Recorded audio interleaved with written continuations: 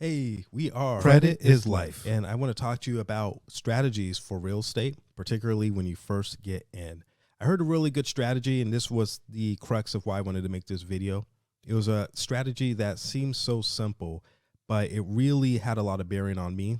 So, without a whole lot of theatrics, we're going to just go right in and talk about why it's important to learn from those who have already done it. So, the first stop I think of when I think of learning from those who have already done it is understanding the need to have a blueprint. Having a blueprint can be helpful in a lot of different ways. For starters, you don't have to reinvent the wheel.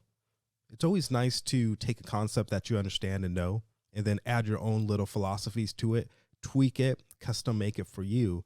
But it's also nice to have a strategy that's already been proven, one that you already know is going to be successful, one that you know has implemented results, have given people success, has turned people into winners, something that you can follow.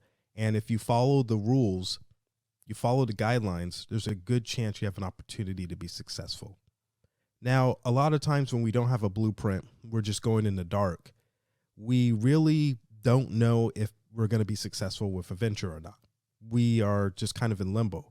There's a good chance that we can go well. There's also a good chance that it can not go well. But if you have a blueprint, more often than not, there's a very good chance if you follow the guidelines, you will be okay. That's one of the reasons why I appreciate YouTube. YouTube, with my mentorships that I have a blueprint. I have an exact blueprint of what to do that helps me out with YouTube so I can get these videos out to you and help you with your educational system, particularly as we talk about real estate. So the idea of learning under people is great. And having a blueprint is one of the vital ways that really helps you maximize that opportunity. So let's talk about another one. Learning under people is great because you can also learn from their mistakes so you don't have to repeat them. There's a saying that a smart man learns from his mistakes, but a wise man learns from the mistakes of others. So the idea is going to be that you have already witnessed different types of ideas and concepts and philosophies. You've seen what worked and what didn't work, but you saw it at the expense of maybe a mentor or an example of someone who has gone before you. When you have this piece of evidence, this data, as we call it in the scientific community, you can use that to your advantage because now you can decipher which variable is going to do what for you. For example, if I know that if I put $10 million into this crypto coin, I have this chance of this crypto coin going under or over based off the fact that people have already used this crypto coin and demonstrated these results, then that is something that I need to think about. That's something that's going to help me from making that mistake. Now, if I've never seen it done, I don't know. I don't know if it's going to be successful or not. But if I know from experience, people who put $10 million into this crypto coin have more often than not lost money or gained money, then that really helps me out. When you think about moving into some of the spaces of a blueprint and looking into some of the mistakes that people have made before you and trying to figure out a way to really map your success, it's important to understand that you could do a lot of good with just focusing on simple tasks that people have done before you and really implementing the ones that went well. And it's so simple. It's so simple and easy that I don't know why more people don't do it. I don't know why I haven't done it more myself, except maybe we just aren't thinking clearly enough because we're so overwhelmed with the projects before us.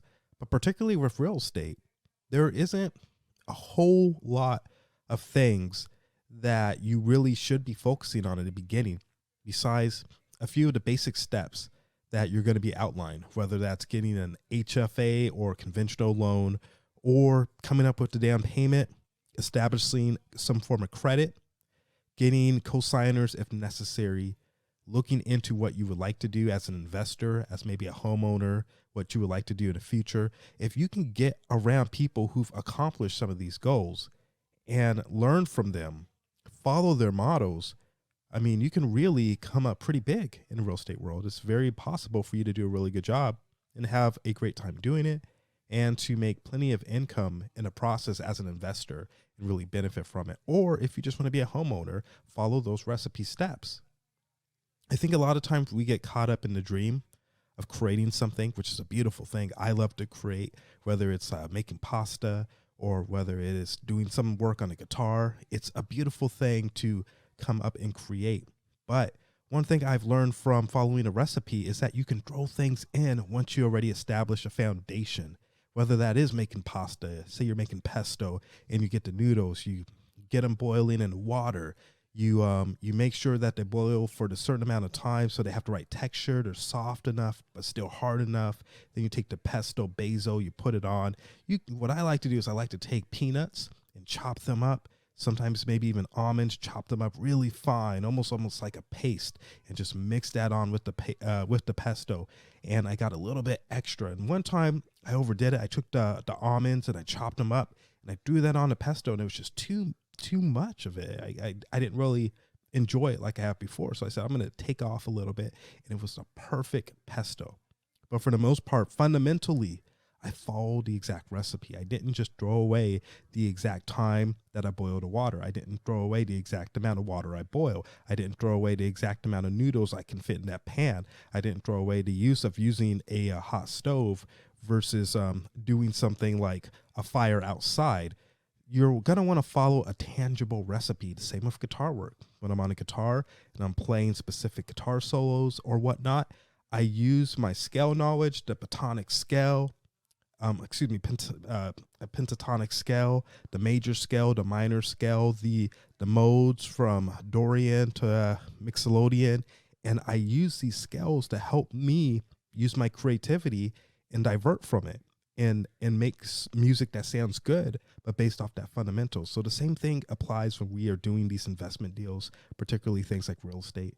We need to focus on utilizing the idea of the blueprint and also utilizing steps from people who have proven to be winners in this niche, things that they have done before, find ways where we could maximize our benefit from learning from the mistakes they made and the successes they had, and implementing the successes they had and trying to avoid the mistakes they made.